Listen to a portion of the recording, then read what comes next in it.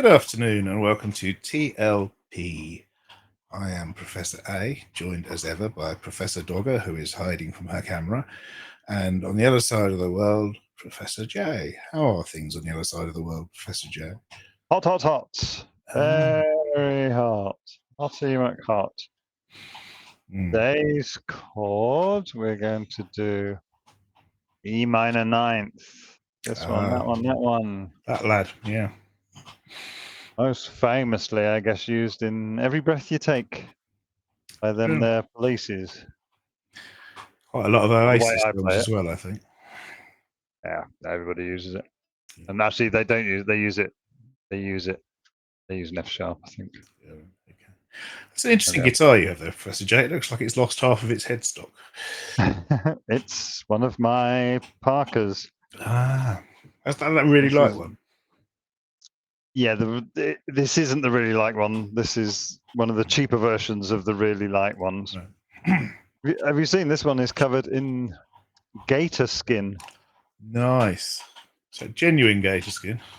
It's made with real blue gators. Yes. It's could have been dyed. It's actually my number one guitar at the minute. It's the one I'm using all the time. It's one of my cheapest guitars I own. It's got acoustic pickups in the bridge, so you can play acoustic stuff. I love it. Wonderful. Very nice. But you're right. It's something that you either hate it or you don't mind it. Yes, indeed. So what are we doing today? This was your choice, Professor J. That was my choice. So we're back on the videos. And I have chosen an absolute banger, as always. Yes. Sledgehammer by the English rock musician Peter Gabriel. That Peter Gabriel, yes, indeed. As you can see a picture of him. There it is. Bottom right of the screen. Got something going around his head. What could that be? Yes. Yeah, so how much do you know about this tune? Why do you think I picked it? You picked it because it's meant to be a seminal video, I imagine. I mean, it is seminal and it does have spermatozoa in it. I did regret saying that as soon as I did. It is a very famous video. It was made largely by Aardman Animations, the company who has made the Wallace and Gromit films.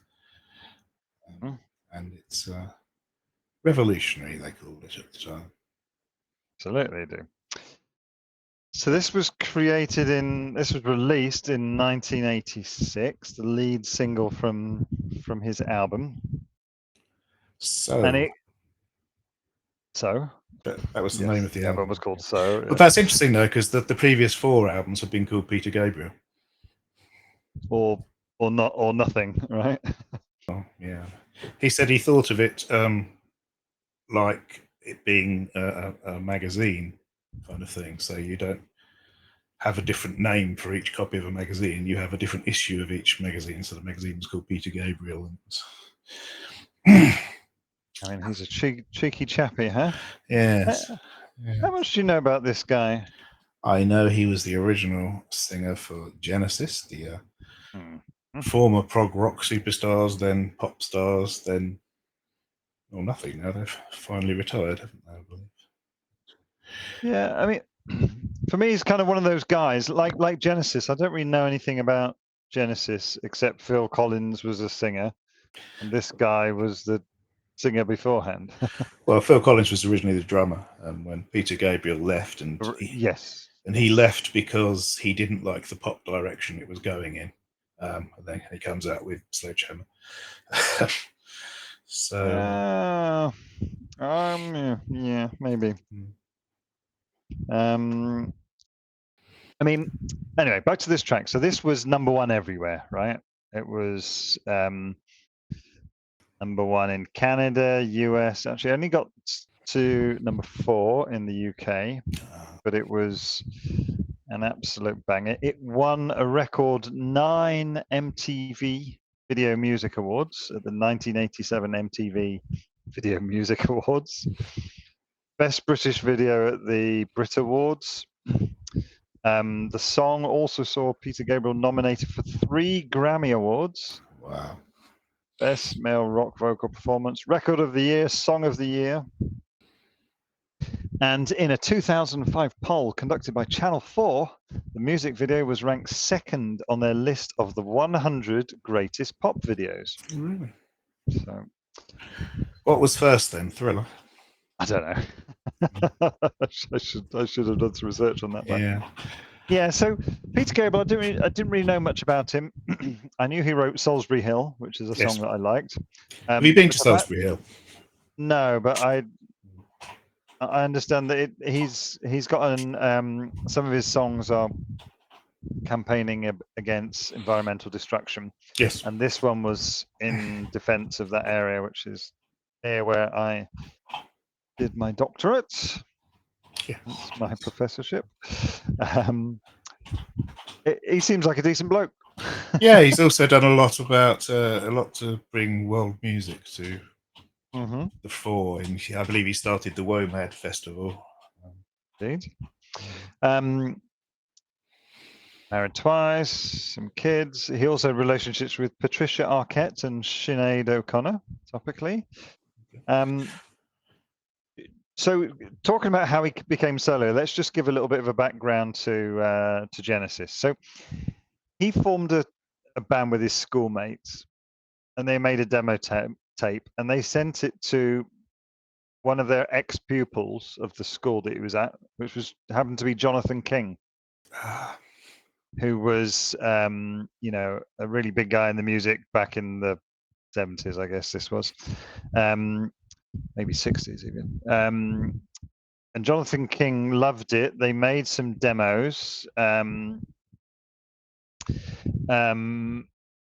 they made 2 albums, but they only had very mediocre success. They kind of carried on doing what they were doing. And then they got Phil Collins in on drums. And then Peter Gabriel, as a frontman, started this very elaborate storytelling. Yes. So apparently, he started to recite stories to introduce numbers as a way to cover the silence between songs while the band tuned their instruments or technical faults were being fixed. During a gig in 1972, he disappeared from the set during the instrumental section of the musical box and reappeared in his wife's red dress and a fox's head, mimicking the album cover. He kept the idea to himself, as he felt the band would have voted against it. They probably would, yes. And that got them a lot of exposure, which made them really, really popular. And then he became more and more flamboyant, should we say. So a typical show would have Peter Gabriel wear fluorescent makeup, a cape, and bat wings for Watch of the Skies, a helmet, chest plate, and shield for Dancing with the Moonlit Night, various costumes for Supper's Ready, and an old man mask for the musical box. Then in 74, which again was, so there was an album called The Lamb Lies Down on Broadway, which was Gabriel's final album with Genesis. And again, it's really driven by him. It was a story of the spiritual journey of Rael, a Puerto Rican youth living in New York City, and the bizarre incidents and characters he meets on the way. So Gabriel wanted to write all the lyrics himself, but at the same time, he was invited to work on a screenplay. This project didn't happen. He came back to the band. The project dissolved. Then his wife had their first child. It was very difficult. So he didn't manage to get the lyrics all finished in time for the release of the album. So basically, it all fell apart.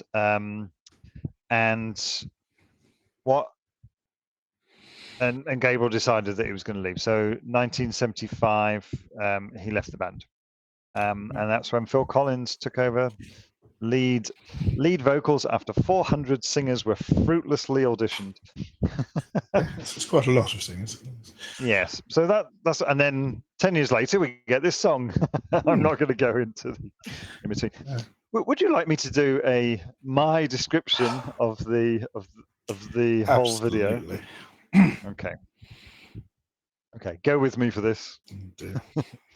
Funny lights. Ooh, looks like blood vessels. Sperm. Blood. Embryo. Blood moving in new growing vessels. Eyes open. Mouth. Ears. Nose. Gabriel's mouth. He starts singing, stop motion style. A steam train goes round his head. Like below. Where am I? Then a plane. He goes blue. Funky background. Mouth megaphone thing. Then ear trumpet. School blackboard shows the Big Dipper. Popcorn. Plasticine bumper cars. Dodgems in a mush of popcorn. They bump him. He gets candy floss on his head. Mirror image in a pool. He's an ice sculpture surrounded by fires. Sledgehammer smashes the ice, revealing Peter Gabriel. Leaves. Fish. Goes in one ear and out the other. Other stuff goes in him. Ooh, a cabbage. 2 cabbages. Lots of fruit. The fruit makes a face. Makes me think of that painting by that person. He sort of gets framed. Then he's plasticine. Arms and legs grow out of his face. There's spermatozoa everywhere behind him on the walls. Yin yang. Fish. See, splosh. Stuff goes in and out of his head. Ooh, pollock. Hammer. Egg. Dancing chicken. Plucked, no head. Oven ready. 2 of them. Oh, he's back. He's dancing. Clothes. He's dancing with a choir in a house. Crazy dancing. Oh, there's people everywhere. There's a stick man made of hammers. Oh, I can see a unicycle. Comfy chair. Oh, there's sort of an outtake with him wearing a suit with lights on it. There we go. Quite, yes. Do you think the oven ready chicken was a playback to the Genesis song Supper's Ready? Well, obviously that's what I was thinking. Yeah, that's the first thing that comes to mind, isn't it? Yeah, I think that's a very, very good description of a very insane video. I'm not sure how much I like this song, actually. You say it is a banger, I guess, but it's basically your Finbar Saunders out of Viz. It's basically as many innuendos as you can fit on the end of a big stick. Well, you're talking about the lyrics now, but you said Yes. that you weren't sure if you liked the song. Can you like the song but be not bothered about the lyrics, or do you have to the like music's decent for that time of time of pop music. Yeah. I have something to say about the music at the end. Okay. All right. Well, I've done that. Let's. Obviously, our audience have gone off and watched the video, which we've linked below, while you were, of course, they have doing that. So yeah. So they know all about it. I mean, for me, it feels very 80s. You know, this was kind of around the time of Max Headroom, right? Yes. Similar sort of time. Stop motion was new. Like you said, it was Nick Park from the Wallace and Gromit film who did quite a lot of it. It wasn't that new, though, was it? Because I remember when I was growing up in the early 20s, that there was a guy called, what was he called? Tony something. And he had Tony Hart, that's right. Morph. And he had a little plasticine friend called Morph, which was stop action, and that was at least 10 years before this, I'd say. Yeah, you're right. I mean, I'm sure that sort of thing's been around forever, but let's say it was back in. Maybe that's a better way to say it. The mists of time. Yeah, I mean, it was a cool video and very, very different to everything else that was around at the time. That's the main thing. Should we? What do you want to do? Do you want to do some lyrics, or do you want to talk more about? Do some lyrics, I think. Get them out of the way. Hey, you there! Tell me how you've been. Yeah, fair enough. What should I say there? You could have a steam train if you just lay down your tracks. You could have an aeroplane flying if you bring your blue sky back. All you do is call me. I'll be anything you need. Yes, well, as I say, it's all just innuendo. I mean, I don't really have much to say about it, and I don't think YouTube would appreciate us going too deeply into it because they like Well, just hey, talking about things. Well, quite, yes, that's what she said. But I also think we need to discuss maybe editing a word out of the last one we did, which I think is going to cause YouTube some problems. We'll discuss that offline. Yeah, I mean, it's just sexual innuendo. Train is phallic. An aeroplane's phallic with wings. It's has power measured in thrust. I mean, it's all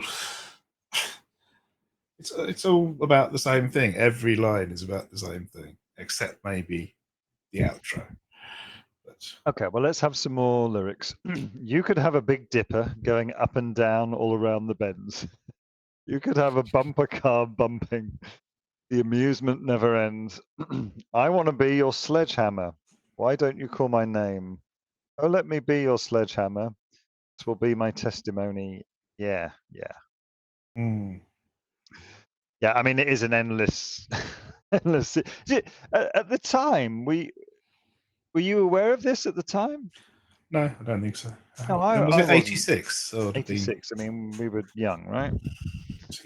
early teen, very early teen. Yeah.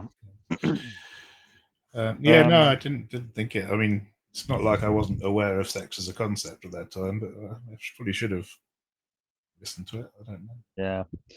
I mean, the only thing I think is interesting is that he says he'll do anything she needs or they need.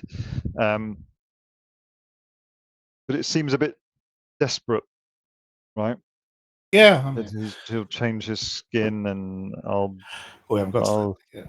yeah. Yes. Okay. Well, that's so much. The only thing I want to say here is the word testimony. Do you know where the word testimony comes from, Yes, Professor A? habit testy and something. It's the phrase that new popes had to, or the examination new popes had to go through, where they were put on a chair with sheets hanging over it, lifted up in the air, and an attendant went underneath to declare whether or not the Pope had testes to prove he was a man, unlike Pope Joan, who.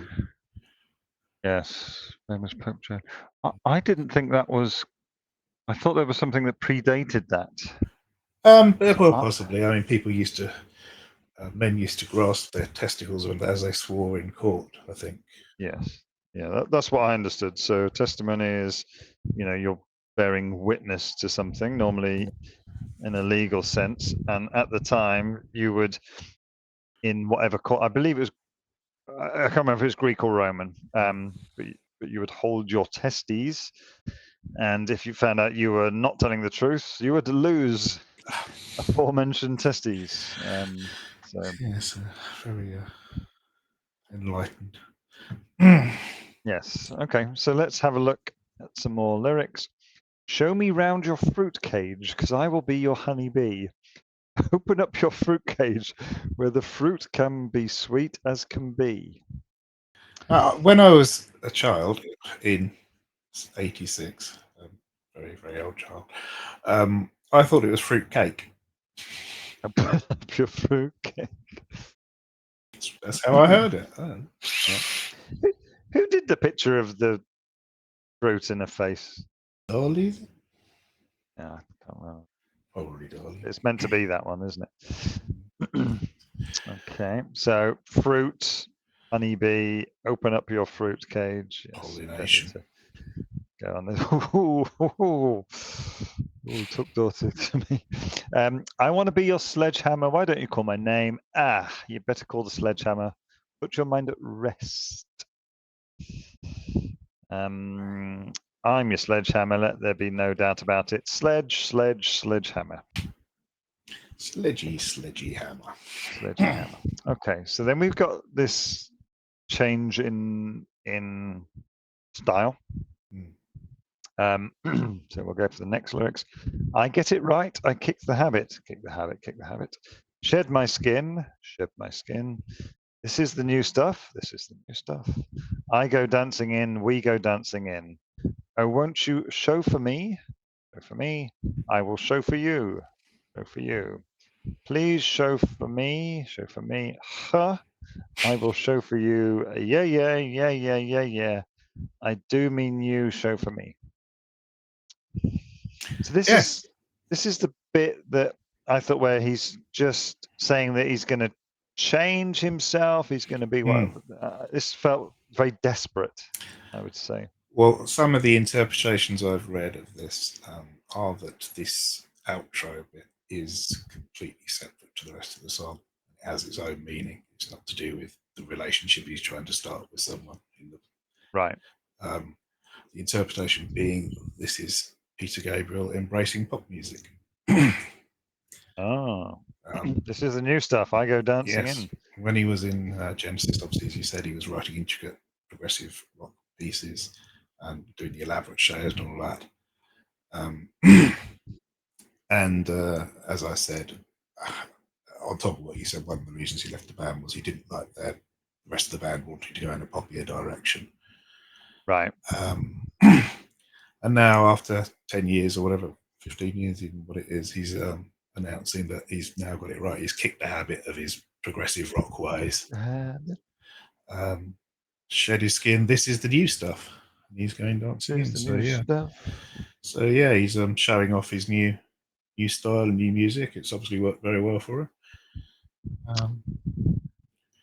Like, to be fair, he did go back to some longer, more progressive pieces later in his career. Yeah. Including one of my favourite songs, which is Mercy Street. Okay. Okay, let's go for some more lyrics. Only you've been coming through, show for you. I'm going to build up that power. Hey, show for me. I've been feeding the rhythm. Ha. I've been feeding the rhythm. Show for you. Gonna feel that power. Hey, building you. Show for me. Ah, come on, help me do. Come on, help me do. Show for you. Yeah, yeah, yeah, yeah, yeah, yeah, yeah, yeah, you. Show for me. It's almost Beatlesy, that bit. It is very Beatlesy. Yeah, I think it's just, you can take it as a continuation of the rest of the song, in which case, as you said, it sounds like he's getting a bit desperate now. But I think, yeah, embracing pop music thing is quite a good thing. Yeah. Are there any more lyrics? I mean, what we're doing. No, there's just repetitions of various bits. More stuff. Yeah. Yeah, I mean, okay, so let's go back and look at these accolades. So, British Single of the Year nominated, didn't win. Video of the Year, it won. Grammys nominated for Record of the Year, Song of the Year, Best Male Rock Vocal Performance, didn't win. MTV Video Music Award, are you ready? No, hang on, I'll do different ones first. Soul Train Music Award, it was nominated but did not win Best Video of the Year. I am intrigued to see what won the Video of the Year now.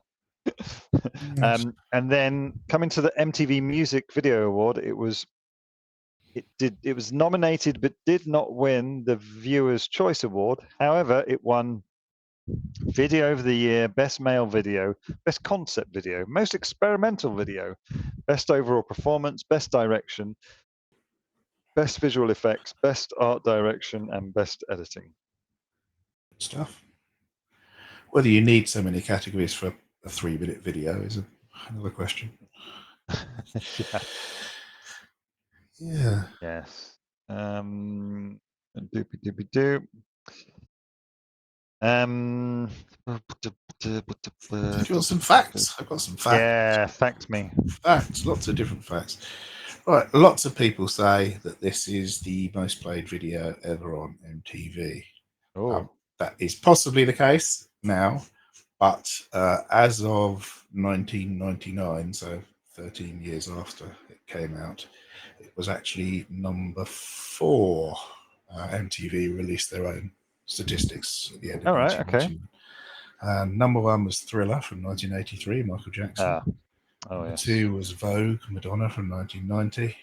Number 3 was Smells Like Teen Spirit, 1991, Nirvana. And Sledgehammer was 4th. So it's probably not the most viewed video on MTV, but it's a common misconception. Okay. The horn section used on Sledgehammer was the legendary Memphis Horns, who played on a lot of Stax soul R&B hits from the 60s. Okay. Excuse me. It was Gabriel claimed it was influenced by 60s soul music. Like, it doesn't really sound particularly soul to me. It's got funk, right? So Yeah. it's He claimed it was in particularly based on Otis Redding, who he saw perform right. live in London in 1967. I guess the horns are the same kind of sound. Bit about the video. The chickens, the oven-ready chickens, were supposed to do a much more complex dance in the original storyboard for it, but they ended up doing really simple steps as they started going off and smelling foul. So, yeah, that wasn't great. What else do we have?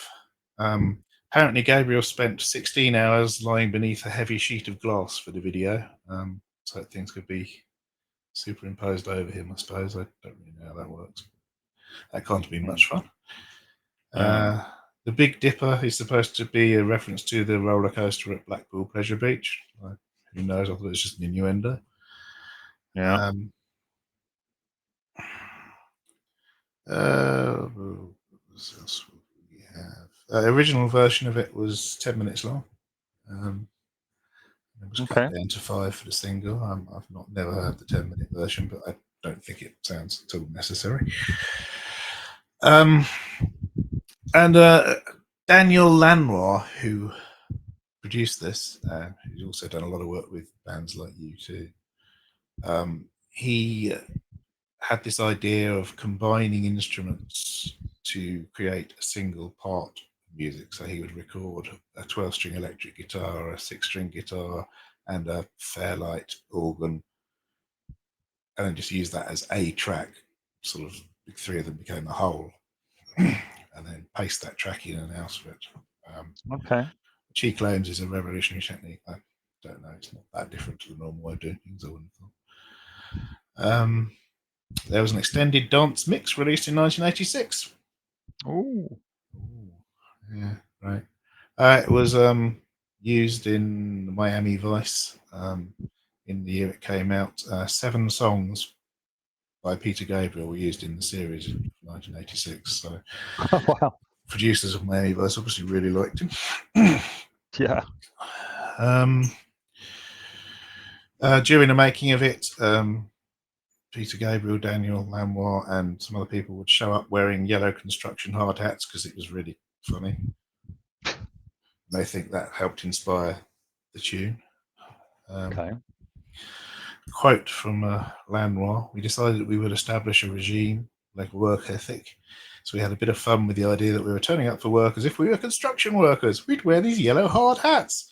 We'd show up for work wearing hard hats, and I'd always say, 'Let's hit it with a sledgehammer.' We get through the work day, and there were a lot of references to the sledgehammer. I think that's where Peter got the title. So we had fun and work combined." Sounds like a bundle of laughs, doesn't it? When he played this song live in 1986, he didn't bring the horn section, so his keyboard player at the time was David Sansu, don't know, to recreate it. He had, he had every single note and phrasing recorded by the horn players, Memphis Horns, and then put them onto a Akai sampler, AKI. Oh wow. Okay. Using floppy disks. Wow. And he also had, at the same time as these horns, he had to play an organ part and a shakuhachi flute part. Oh, don't know what that is. Sounds a bit Japanese. I mean, if you look at his on the previous Genesis albums, the number of instruments he's credited with is pretty big. There's things like oboes, clarinet, violin. There's all sorts of things that he's. I knew he played keyboards, didn't I? The rest. Yeah.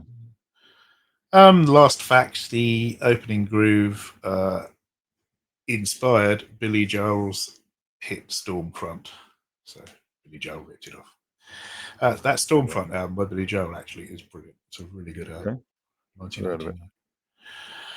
So that's all the facts I can muster, I think. Okay, would you like to hear the one that didn't win? Oh, I'd love in to. the Yes, MTV? absolutely. The one that did win, you mean? So in fifth place, so this is the viewer's choice from the 1987 MTV Music Video Awards or something. In fifth place was Higher Love by Steve Winwood. So, Fourth place, Boy in the Bubble by Paul Simon. Brilliant song. I remember that being a sort of stop motion video as well, if I remember. I remember it having an interesting video, but I can't remember what was in it. Yeah, I can't quite remember. Then, controversially, number 3 was Land of Confusion by Genesis. Ooh. That was Spitting Image Puppets, wasn't it? That's right. Rubberheads. Number 2, Sledgehammer. And number 1, With or Without You by U2. Wow. Don't actually remember a video for that at all. Yes. What else is interesting in the years things? Best cinematography in a video was C'est la Vie by Robbie Neville. Best choreography, Janet Jackson.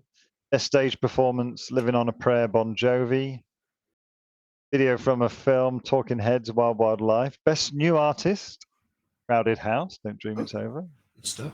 Best female, Madonna with Papa Don't Preach. Was that really as late as 87? Wow. Yeah. Yeah. Good stuff. There we go. Yeah. So, well, do you have anything else to say? No, I think it's you know, like we said, it was number 1 everywhere. The video was amazing. It won every award. It's very much of its time, and Yes. it has been one of the biggest. Okay, it's not the biggest, but it's certainly one of the biggest videos ever. So there. Yeah. Yeah. Joy. Well, I hope you enjoyed our little discussion of Sledgehammer by that Peter Gabriel. Next, I believe we are starting a new artist. We are doing, I mystically predict it will be 4 episodes, unlike our usual 3, on Miss Lana Del Rey. So that's something to look forward to. Yay. Anyway, give us a like, give us a subscribe, give us some sponsorship, send us cars and money and things, and we will see you next week. Send us tea. Tea, absolutely tea. We want a tea sponsor. So yes, if you're listening, we will discuss it. Our people will meet your people if you can provide us with types of tea. Right. So, see you next time. Farewell. Bye.